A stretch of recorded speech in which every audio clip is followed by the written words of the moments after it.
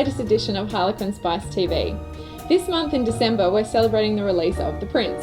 The Prince is the third book in the original Sinners series, and we have a very special guest today. We are speaking to the author, Tiffany Reisz. Tiffany, thank you so much for being with us today. Happy to be here.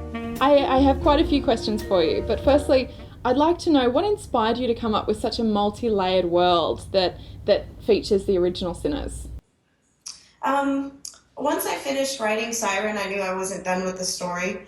One of my favorite children's books is The Never-Ending Story by Michael Ende, and there's a great sort of meme throughout the book, which is the main character will meet somebody, and they'll be very fascinating, and then that minor character will go off, and in the book it will say, and that's another story to be told another time. And I felt that way about a lot of the characters in Siren, Griffin and Michael, Kingsley, all of them who have very small parts in the Siren. I felt like they had their own stories that I needed to tell at some other time. I noticed even Brad gets featured in one of your novellas. You mentioned him, very briefly in The Angel, I think, the doorman.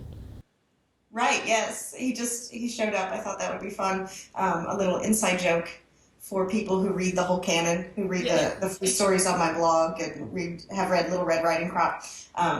For readers who hadn't read the short stories and stuff, they didn't know him from anyone. But those who had read Little Red Riding Crop get the joke, and he becomes more special to them.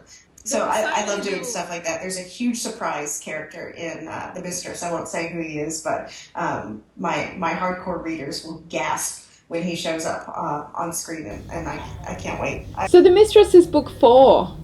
It's the last book in the sort of Team Wesley versus Team Soren plot arc, the present day, before I go back and write 4 prequels. Oh, okay.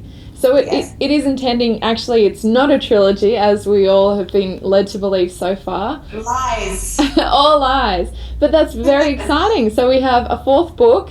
Have you finished writing it? Yes, it's done. Now, who is your favourite character to write? Who do you feel you can have the most fun with? I love writing Soren the most. He's allows me to be profound and to revert to my seminary self that's fascinated by theology and philosophy and always looking for the deeper meanings and things and trying to see people for who they are, not what they make themselves out to be. He has a really distinct way of speaking. He does sound so intimidating, and he seems like he's just a picture of perfection. This gorgeous, blonde, handsome man, sort of the size of a tree. I'm wondering, is there any inspiration for this character? Yeah, I made no secret of the fact that I'm in the BDSM scene, and I started in my mid-20s when I was actually researching the Siren, and the first dominant I ever played with was a 6'4" blonde sadist who also happened to be Catholic. He was not a priest though; he was a lawyer, and he was a hardcore sadist who caned me on our second date, and not light caning. I mean heavy caning bruises that lasted for almost a month. So I came into writing the books from the perspective that S&M was an incredibly integral part of this whole world. And when the books came out, that was when I realized, people who write BDSM books have been focusing just on the bondage and the domination and have shied away from the S&M. And so people were getting really shocked by my books. And I'm like, but it's just, that's how it is. S&M is just part of it. So people thought I was being really hardcore when really I was just being accurate. It really is an education for a lot of people, I think. So I was wondering about the research that you must go through to craft this world and these relationships and these sex scenes.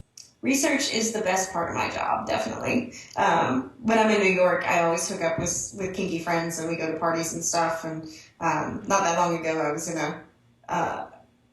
a party, an S&M party, and hung up on a St. Andrew's cross getting flogged by a friend of mine while naked people walked around and adult babies in diapers and men with foot fetishes with high heels hanging by chains around their necks and a 19-year-old dominatrix using a violet wand on guy in African tribal wear, and just this was just like 2 weeks ago. So it's very real and crazy, So the eighth and circle is not the truth of the BDSM community is much wilder than the fiction, even mine. Tiffany, thank you so much for joining us today. It was a real pleasure speaking to you. Thanks, Jay. Hello, Australia. I will come visit you someday, I promise. So if you'd like to read the original Sinner series, if you haven't yet, the Siren is already in stores, as well as the Angel, and then the Prince will be released on the 1st of December. So everyone go out and grab a copy. It would make a great Christmas present as well for those people who like a little bit of crunch. Please tell us what you think on Facebook and Twitter. We always love hearing your feedback. And have a fabulous Christmas and happy reading.